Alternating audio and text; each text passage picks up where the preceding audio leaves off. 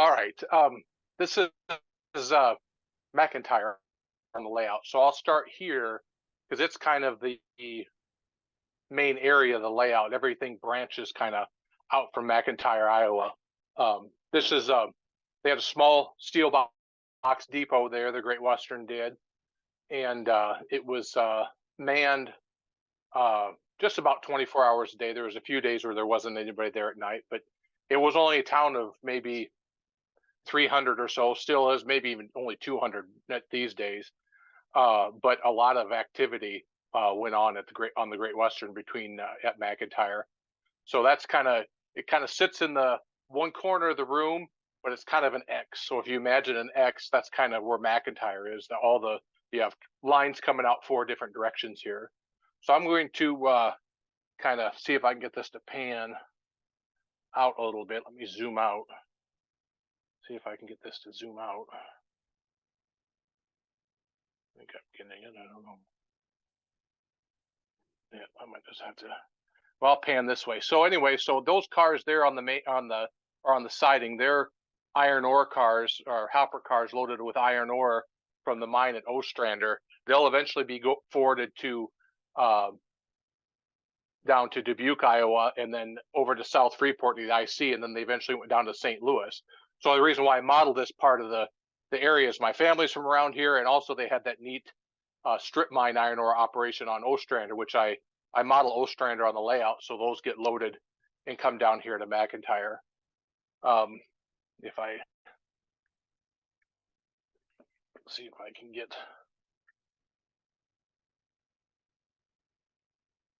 kind of raise this up here and tilt you down, and you can kind of get an overview shot. So you can see this, the main line there is on the left or on the right with between the hoppers there and the other 2 tracks. The first track going off to the kind of your left there behind that red pickup truck is the main line that runs all the way up to Rochester. So it kind of goes up this way and up towards Ostrander, and Ostrander is down there on the layout, and we'll go down that direction. But this represents the branch that ran from McIntyre down to, or from McIntyre up to Rochester. That furthest track is actually a siding that runs into hidden staging, but that represents a siding that was at McIntyre. And then as you go down this way and you follow the main line, this main line in front of the depot there is the main line between St. Paul and Oline, and it goes down around a curve down this way and back into staging. This is the yard here. This is the yard here at McIntyre. It only consisted of 3 tracks, a long siding, and then there was a Y where that tree line is. There's a Y there that connects the line from the siding, and then this is the line where this crossing is, goes down this way, is the branch line that went to Osage, Iowa. And we'll go down that branch line a little bit later. But anyway, so we'll start here at McIntyre, and I'll just kind of move you around so it'll get a little bumpy here while I move the tripod and camera around. I don't have a camera, man, so this is as good as it's going to get. There's kind of the drawing of McIntyre, so you get an idea. McIntyre was a Y and a kind of an X formation. So when we leave McIntyre, we go up towards the first station we come to. I'm going to take my camera off of the thing here. I can get it off. There. Okay. So we'll go along the main line up here, and we'll go to the first town we come to is Ostrander. So here's Ostrander, and it had a long siding there to facilitate all that iron ore that was mined there north and east of town.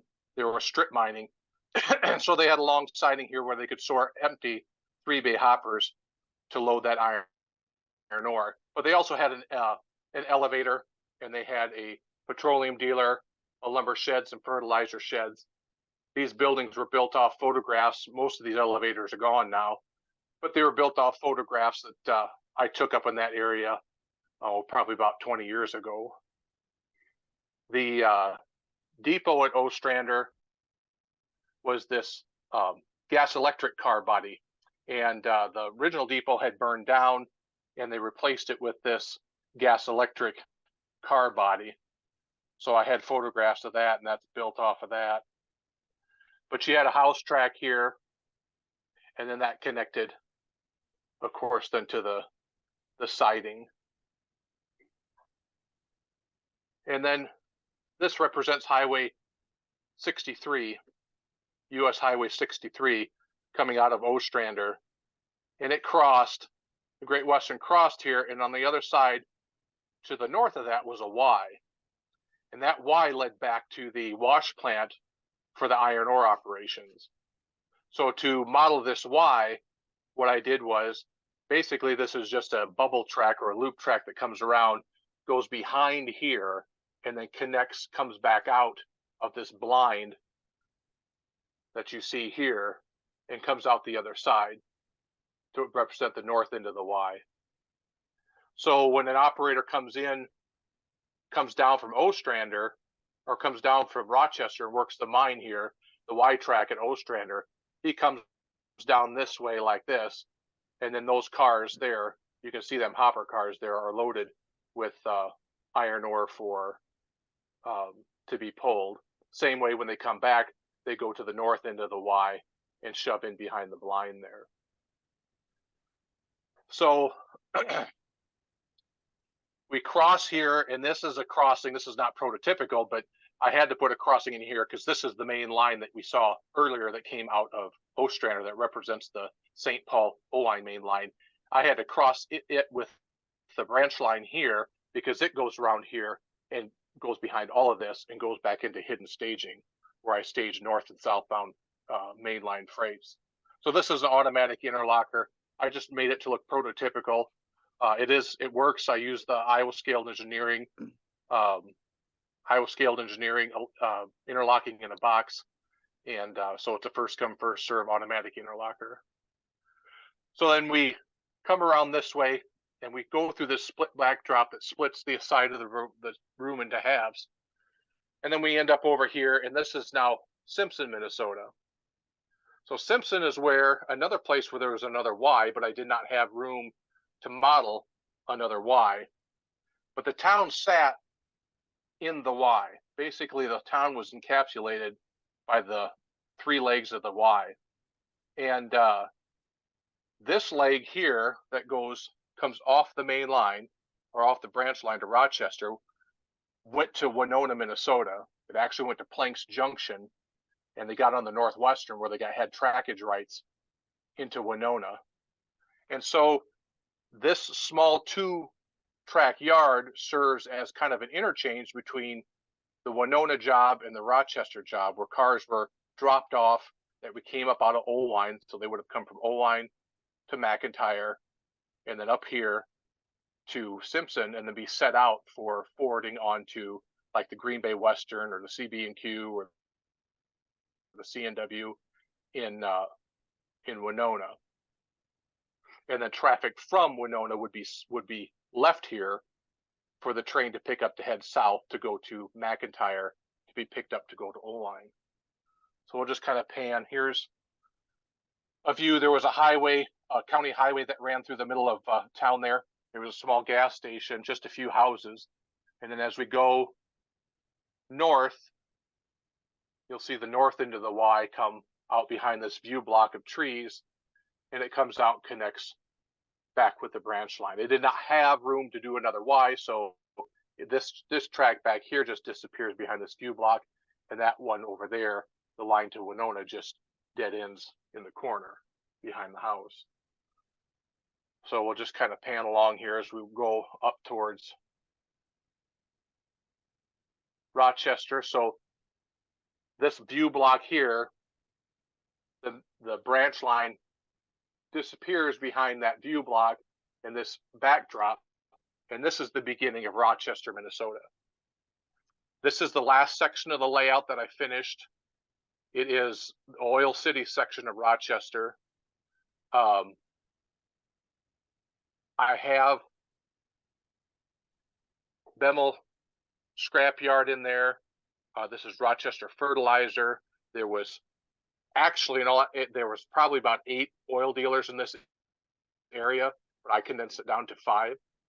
So we've got Co-op Oil, Sinclair, Pure, and Standard. I guess I have 4. And then the Rochester Fertilizer over here. But this is the last area that I completed on the layout. So it was a small industrial park-like area that was located on the south end of Rochester. So this would be at my time in 1965 when I modeled, this would be the very edge of town, the very southern edge of town of Rochester. But we'll go back here. So there was a scrap dealer, Bemmel, iron and metal, and then Rochester Fertilizer was actually located on the Great Western to the north of Rochester. And where this is on the layout here was actually a warehouse for IBM. But because IBM didn't use that warehouse only but a couple years, I decided to fudge a little and put Rochester Fertilizer here in its place, because otherwise there would just been an empty warehouse here that wouldn't, by my time, would have been rail served. So I kind of did a little swap there and replaced that warehouse with this Rochester Fertilizer. So they would get dry fertilizer and unload it from here in this garage door there. And then you have an area for liquid fertilizer here. And then you had flat storage that would come across this auger and go into this long flat storage bed. There was a screw at the top, and it would drop it into bays where that inloader could open up, go in those doors there, and get the different grades of potash fertilizer. And then you had Pure Oil dealer. They had Pure Oil, which is an oil dealer in Oil City, which is represented by this oil dealer here. Standard Oil, and then he had a spur, his own spur, and there was his warehouse here. And then the largest oil dealer was Co-op Oil. It was a locally run oil dealer there in Rochester. It was the largest one out in Oil City. And that's represented by here. So they have a warehouse, and they have these horizontal tanks on the scaffolding, and then you have the vertical tanks, and then they had another warehouse here. So you get box cars and tanks in here. And then back behind them, you have a Sinclair dealer. And then so this is the edge of town of Rochester. And so this would be the first city street, or first street in town that I modeled. And this crosses between the switch. It goes back down into Oil City. And then we cross this street. And then we come, the next first industry come to is Woodruff and Company, which was a plumbing wholesaler. And they had a spur. I don't know if you can see, but I'll try and, they had a spur that came back here. And then they had an overhead gantry crane that, so they could unload pipe.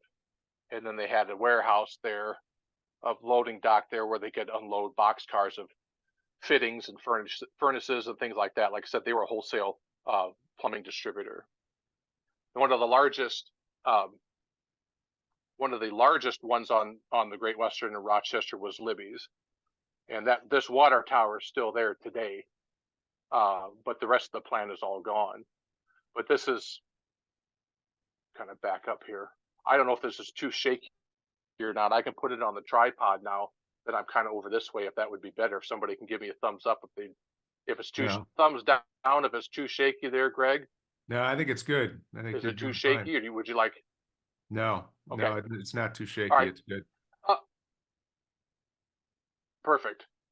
So this is the Libby's complex at Rochester. They would get cars of cans in. They would get cars of reefer cars of carrots and peas. And of course, the sweet corn and stuff was locally sourced by the farms around the area.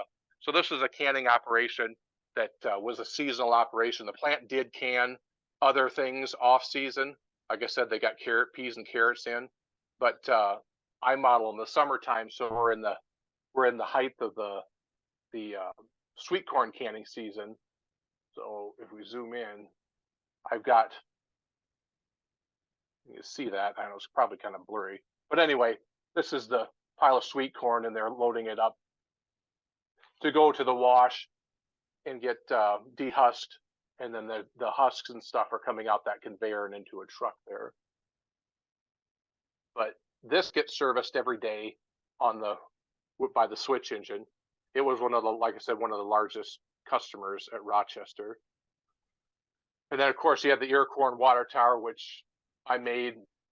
My friend Scott Thorne had this ear of corn put on a lathe that's some kind of plastic composite, and he had it shaped in the form of a ear of corn, and then I painted it and hand drew all the kernels on, and the superstructure is from a Walther's kit. There was a lumber yard, several lumber yards in Rochester. I modeled one of them. This is Hayes Lucas Lumber. They had a small spur where they could get in box cars or flat cars. That's another industry that served.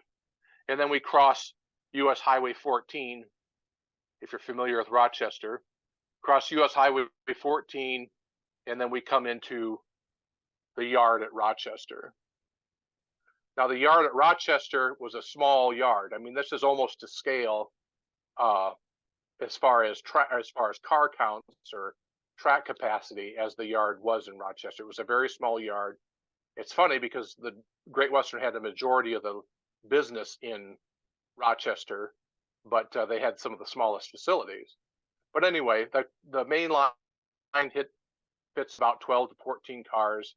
Then there's the siding you see with the black tanks on it, and then there was a rip track, a roundhouse lead going down to the roundhouse. There's a 3-stall roundhouse down there. And they had a tank track here, fuel track. They did not have underground tanks there, so they used the fleet of Great Western had 26,000 gallon tank cars, so they would always have one spotted there. That was basically their fuel storage. And they had a small fueling facility, a small turntable, a 3-stall roundhouse, and then there was an elevated track back here, which was called the coal track, which at one time was a coal dump for the coaling facility for the steam locomotives. But my time, they used it to store the Russell plow, and they also used it for extra car storage because the yard was so cramped. The cars off to the right of the Russell plow represents the lead into Rochester Dairy, which was another large customer. You can see the brick building on the backdrop. This was the lead that would have went back to them. They were a milk manufacturing plant that did cheese and butter, and they did dried milk and whey products. That building is still there in Rochester. They're going to tear it down, but the original Rochester Dairy building is still there. Like I said, it had a small engine facility. The 2 F units would be used for the local that went from Rochester down to McIntyre and back, and then of course they had a fleet of S1s, and they also did use RS2s on the Winona job. So we'll just go back there. You can see the trailers back towards it be parked for Rochester Dairy. The hole in the backdrop is for a tail track. So if you need extra headroom on the south, whether this be the north end of the yard, if you need extra headroom, you can put this extension up if you're doing a switching from this into the yard. There's the Rochester, Minnesota skyline. That'd be downtown. There's the Mayo Clinic buildings. So that's the branch basically from Rochester, from McIntyre all the way up to Rochester. I'll give you an overview of what the room looks like. Here you can see left is Rochester, all the way around to the back. The corner there is Simpson, and then it goes around to the outside of the wall there. It goes there, you see Simpson over there, and then here's McIntyre. Now, like I said, the main line comes up through here and heads north, and that represents the main line from Kansas, or from Owine to St. Paul. Now, the reason why I modeled that was because of McIntyre, but also I had to have mainline trains because the mainline trains from Oline and St. Paul would stop here, and that would essentially feed the branch line. So I had to have a way to feed the branch line. So I had room up here to put another town. So I put Hayfield, Minnesota, which was another junction point.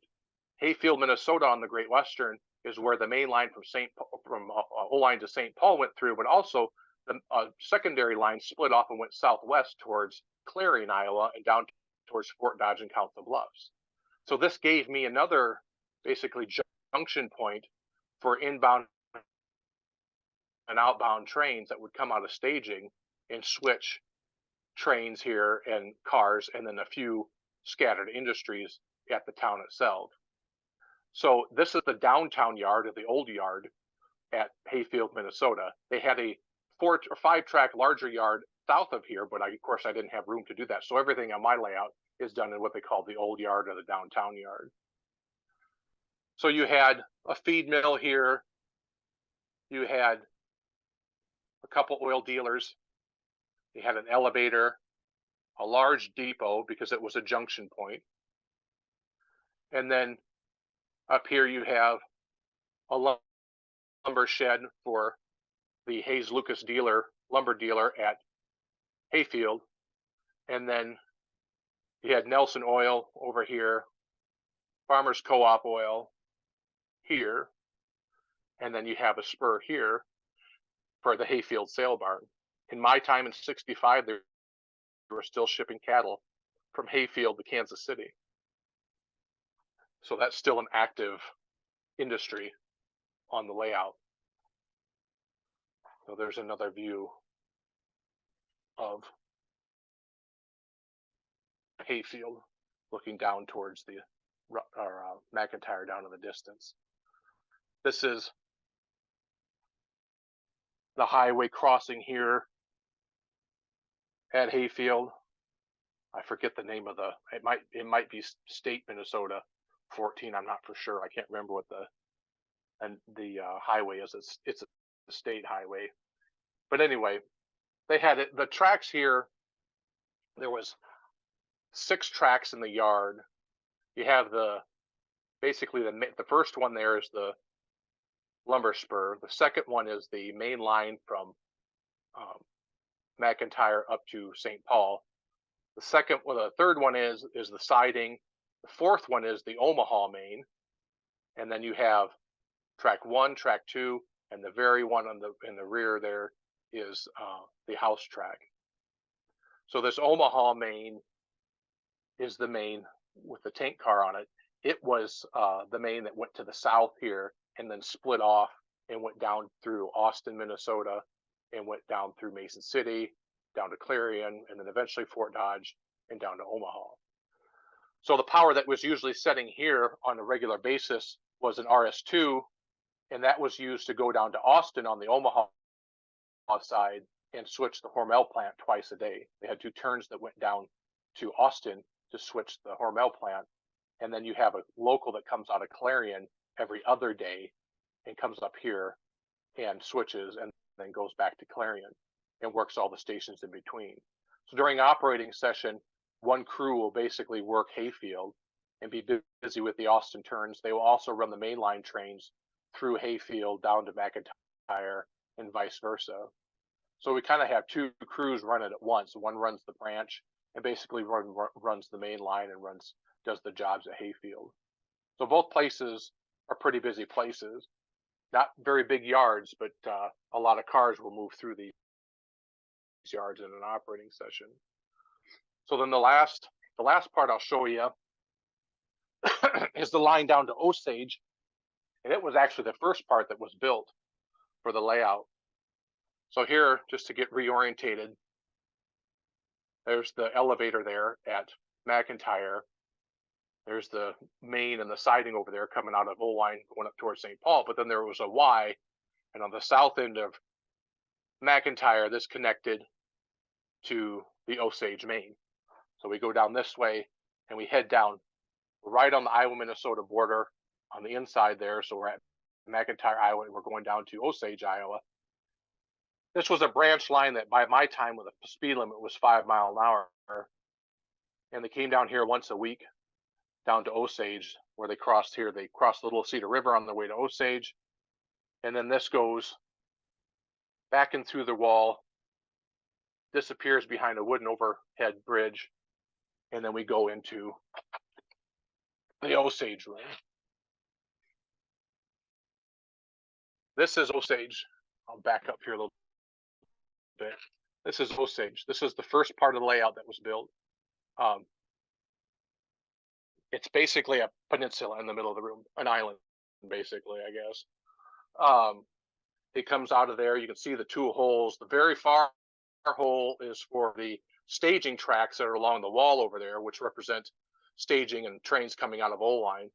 And then the one closest to us is that branch line that disappeared behind the overhead bridge.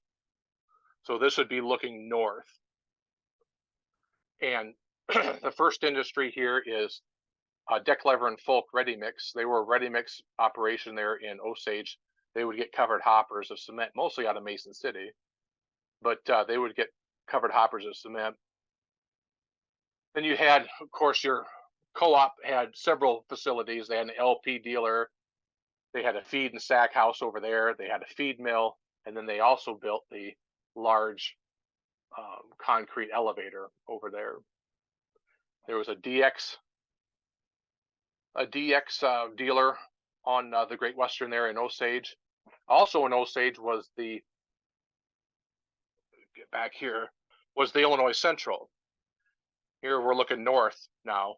This is highway, if anybody's familiar with Osage, this is Highway 9. The highway in the front here is Highway 9. This is the Illinois Central line up from Albert Lea to Waterloo, or from Waterloo to Albert Lea. And so this is represented just by their main line and siding through town. The Great Western was just to the east. They also served an Osage feed and seed. The Osage Feed and Seed actually bought the passenger depot, which is off to the left there, the boxcar, bought the passenger depot and expanded the building, connected the two buildings, and used it as a warehouse. And so then basically the depot for Osage was then the freight house that was left there on the house track. So that's where the agent worked out of was the house track. So you've got another elevator here that was owned by the co-op elevator, and then you have the freight house.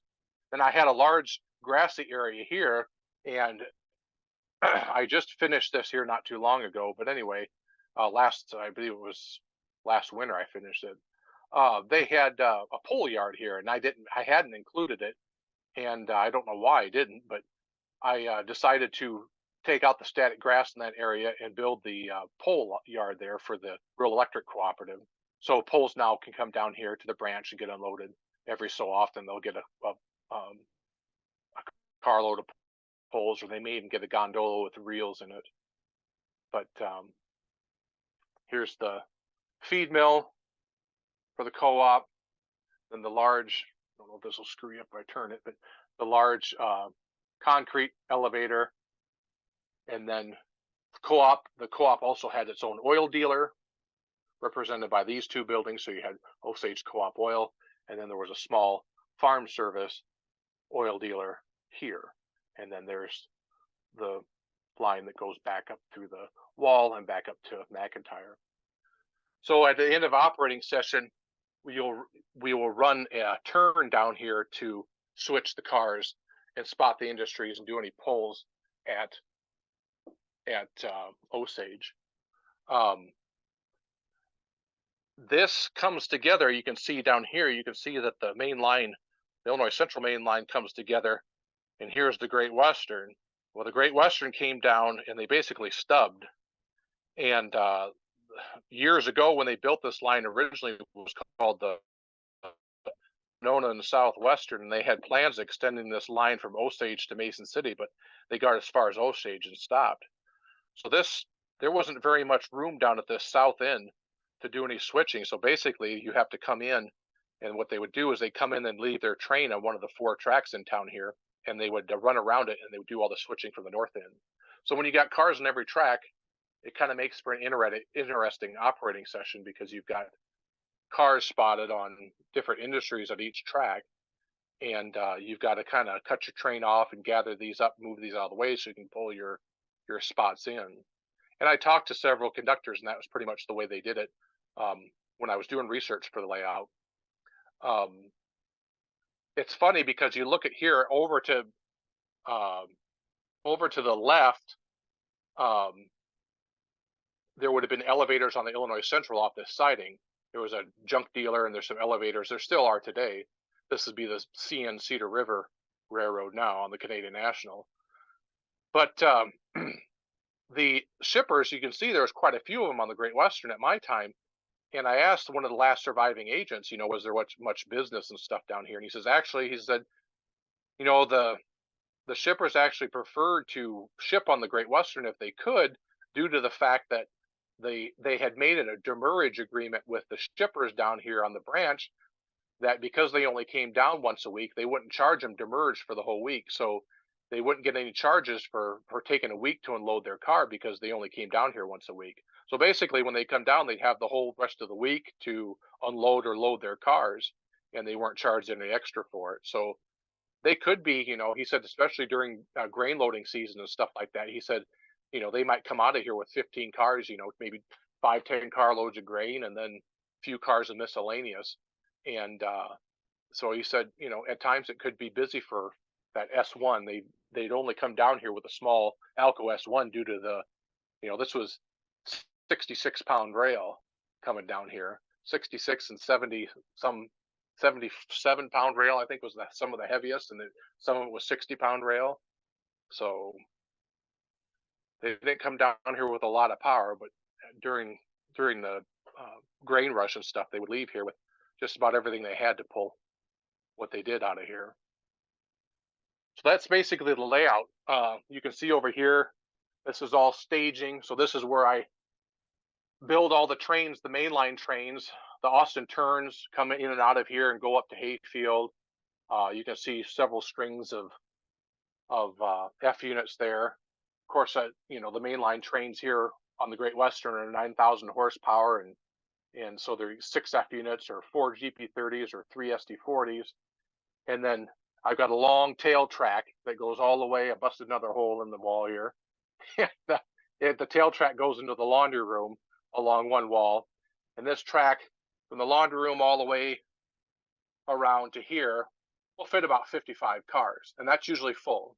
So you'll have a typical Great Western mortgage lifter train of, a 150, 200 car train represented by a 55 to 60 car model train that will go up to Rochester and Hayfield, and then feed the branch and do its set outs at Hayfield. So he would come out from behind this backdrop here and around the curve, and they come up to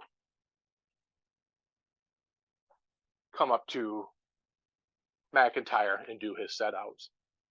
So they would set out, in a typical operating session there, they'll set out, 20 or 25 cars for the branch at Rochester, and they'll pick up anything that came out of Osage or that came down from Rochester that needed to go north. And then eventually from behind those elevators there down at Ostrander, all along this back wall is another hidden staging. That's where the southbound train out of St. Paul is staged, and it comes around over through that diamond that I showed you earlier and comes down the center here and works and picks up meat traffic and miscellaneous traffic out of Hayfield, and then comes down here and picks up any cars that came down on the local out of Rochester.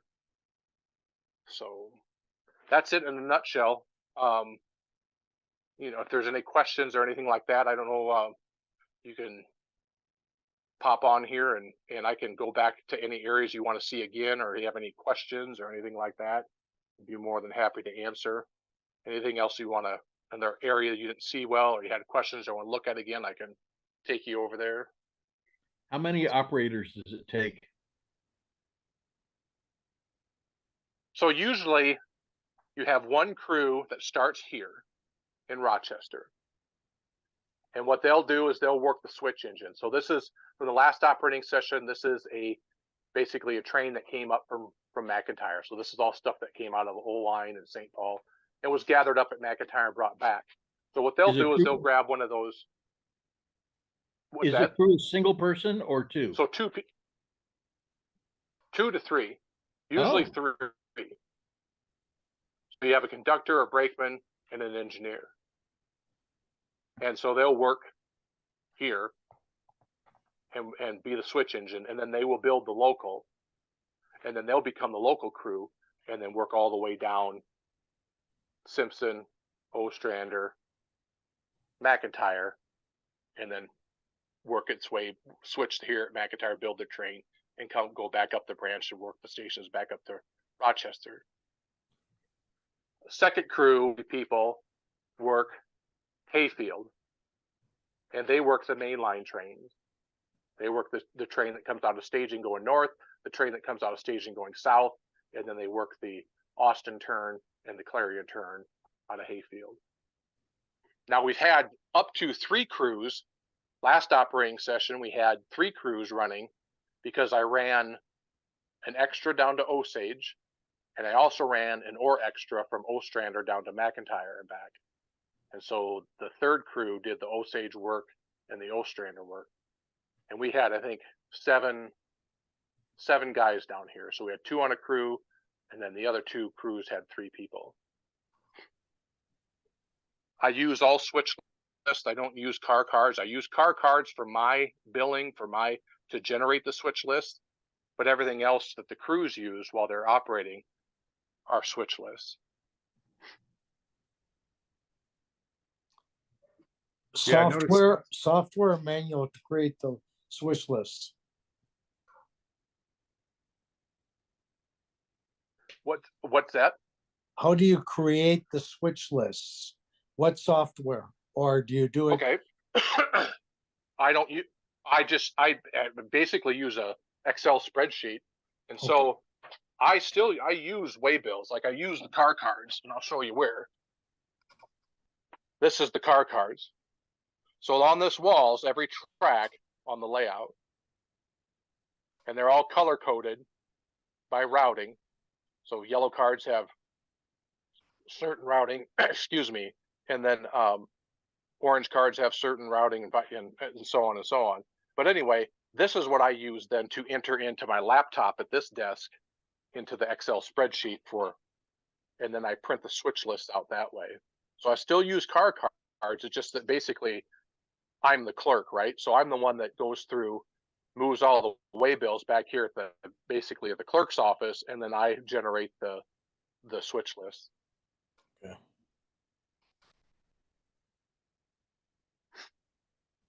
So over there's clipboards. You can see the clipboards and stuff.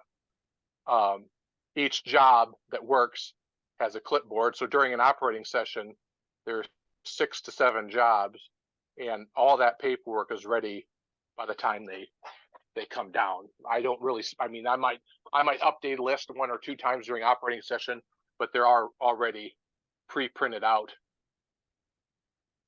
before an operating session. So to set up for an operating session usually takes me about a day to set everything up. Some of that time is just taking cars on and off the layout and rebuilding the mainline trains and running them into staging and getting them set. But and then you come over here and do all your paperwork as far as, transferring all this information back here onto switch list.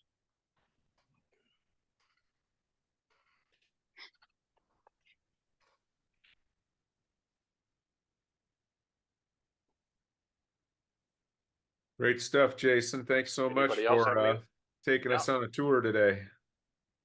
Yeah, Jason, no problem. If there's any how long does an operating session last with that size of layout and that number of crews?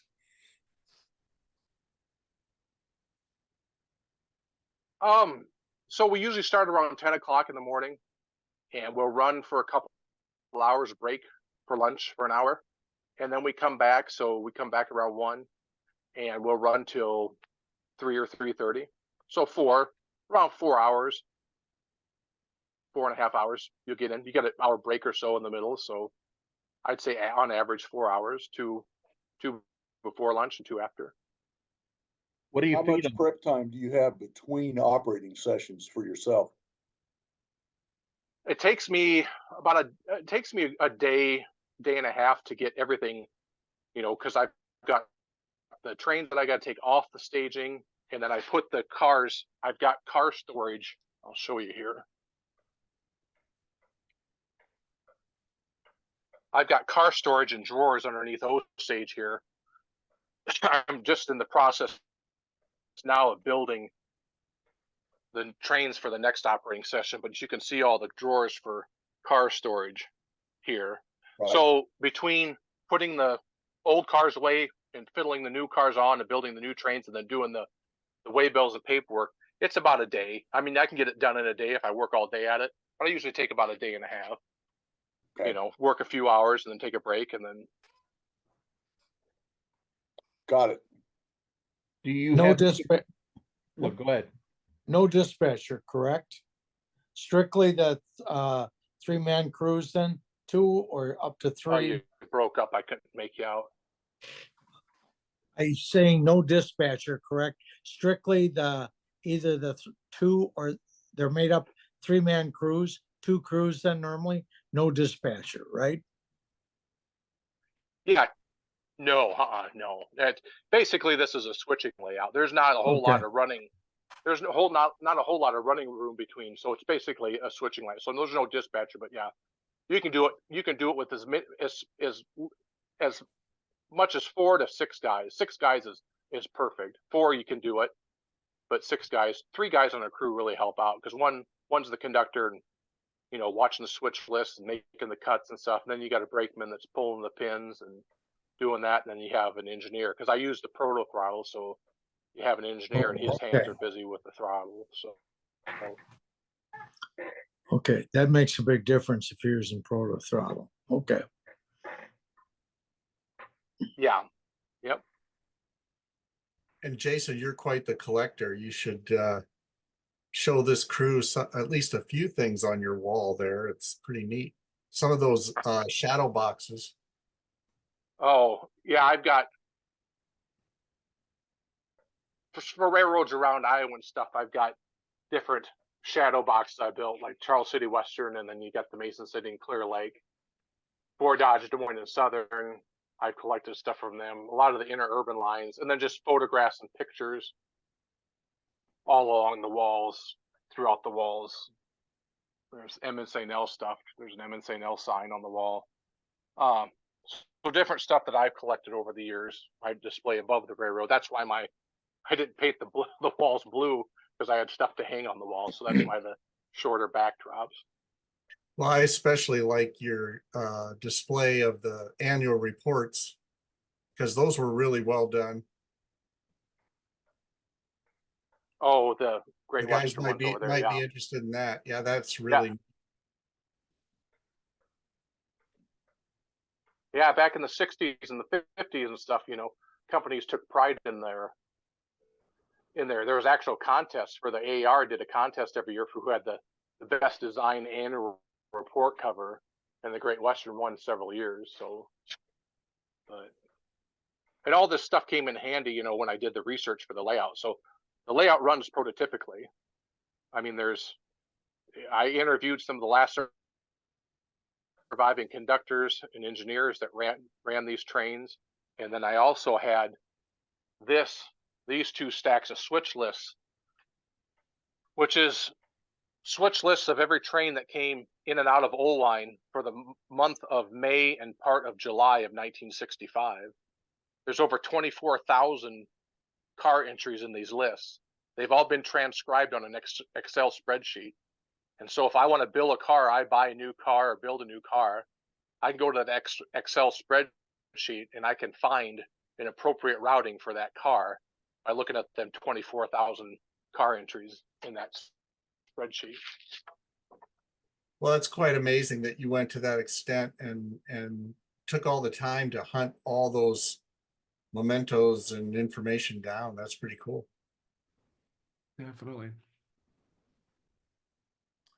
Yeah, that How was long have you been working on the part railroad? of the fun. Yeah. I mean, it was.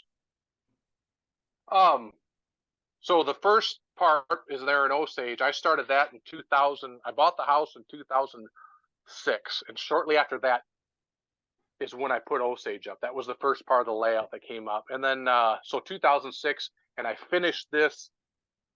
I finished this last winter. This was the last part here, the Oil City part, and that was finished last winter. So 2006 to 2023. What's the next So part you're it's going to completely tear out? done. What's the next part you're going to tear out and start over The again? whole thing. Oh, God. Probably the whole thing. The whole thing will probably go. There are a couple areas where the backdrop's starting to peel off over there at Ostrander. I'll probably redo if I redo anything. But I would imagine the railroad's probably just like the Great Western's got a expiration date or a time limit on it, and where it goes away, just like the real railroad did. And I would imagine we may be moving here in the next few years, and so if that comes to pass, then this will all go with it. Mhm. So this will all be torn down. So it's not in any module shape at Clark all? helped me with a lot of the bench work and stuff like that. Well, so you got this area here, which is a table in the center of the room, and it could be saved. You could cut it there in the street level at the highway. It could be saved. And you could probably cut out Oil City. It sits on a table. So, I mean, there's areas you could cut out, maybe Hayfield, Ostrander. You could probably cut the towns out, Osage could definitely stand on its own layout, as a layout, So, I mean, yeah, it could. Whether it would survive a move, I have no idea. I've never torn a layout down, and this is my first layout I've ever built. And so I don't know how it would move, how well it would move, and then how well it would come back together. So I would like to be able to take it with me, but They don't. We did our club layout and say that we built a layout modularly on the idea that we will have to take it out at some point. Right. And when we did, it was worthless. Yeah. Just, God, it was awful. I've moved a railroad 3 houses. And the last move took a couple weeks, but we moved almost, I've shown the railroad, my Minneapolis Northland, but I've moved that 3 houses, and each time it's increased in size. But the most difficult part always has been removing all the wiring. But the pieces, we moved it in 2 weeks. Yeah, I moved mine 4 That's times encouraging. from Illinois clear up to Michigan, and a couple of different moves up here over 50 miles. Yep. There's plenty of other railroads to model, Jason. Oh, but the Great Western is a great. I've got so much and I've got so much invested in the great, as far as rolling stock and everything like that in the Great Western. If this were to be able to move, which is encouraging to know that people have moved, and saved their layouts. If the time comes that we do move, this layout could be configured in the basement again. I would think, and then maybe expanded too. I would probably expand the line north of Rochester and go a couple towns north of Rochester. That would probably be the extent, and then maybe extend running area between towns or something. But this is I don't know. You could also do Winona. Good size layout. I mean, yeah, I could run and that's been discussed too. I mean, we've even discussed punching another hole in the corner over there and running Winona, but that's where my workroom's at. And well, you do have a father-in-law who builds a layout about every 3 months, so It should be no problem. Runs in the family. Right. Hey, I'm impressed because I did this and I'm a professional railroader. So I was doing this and working, 60-hour weeks and some jobs are 6-day a week. And I was still coming down here and getting this done. So Yeah. I don't build it as fast as Clark, but then I'm still a full-time railroad employee. That is impressive. In some ways, the investment in rolling stock is nothing compared to the investment in knowledge. I mean, it's Right. hard to gather enough knowledge about a railroad and to feel comfortable with it. And, rolling stock can be replaced. But Right. I'm looking at all those 3-ring binders there, and you don't want to start over. No. Yeah, there was a lot, and luckily, I was able to go through, and basically the real genesis of the layout was I've always liked this part of the Great Western, this branch line in southeastern Minnesota. But when I got a hold of those lists when I was in college, going to college at the University of Iowa. I got them. They were on eBay of all places, and I bought them for next to nothing. And I had them, and I started looking through them, and I thought, well, this would be good information for eventual layout someday.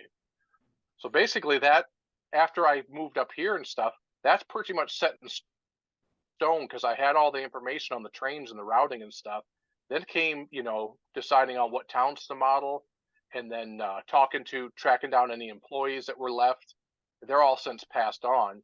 But, like you said, the investment in the research and stuff like that. Yeah. I mean, if I was going to do another railroad, I would, it would be a whole nother research adventure, which would be fine. But, the era that I model, the 60s, the mid 60s, a lot of those guys, are passing away. So if I wouldn't get that info, I'd have to decide now what the next layout is to be able to talk to some of the guys that, ran those lines. But I mean, that's the fun of prototypical modeling, right? Like even you can find this stuff. I was fortunate enough to find all them lists and stuff and base that, for the car movements and stuff on the layout. And so. Okay. Yeah, it's a wonderful layout. Thanks so much, Jason. Really appreciate it. And thanks bet. everybody. Yep. Thanks everybody for coming. Hopefully it worked out to where you were able to see that pretty well. It sounds like it did. And so next week, Clark is going to tell us about his experience with the Ertl boxcars. So we won't want to miss that. And then we've got Bob Blake will present on the 15th, a presentation called Kick Up Your Switching, prelude to the South Bend Around the Bend convention, which is May 2nd through 4th. Make plans now to come join us at that. I'll be plugging that every Thursday for the next 3 months as we get ready for that. Ken, you're getting ready to do a presentation on your boxcars, right? I am. I had you on the 15th. Let's put you on the 22nd. Will that work for you? Even better. Okay, great. And so if anybody's go ahead.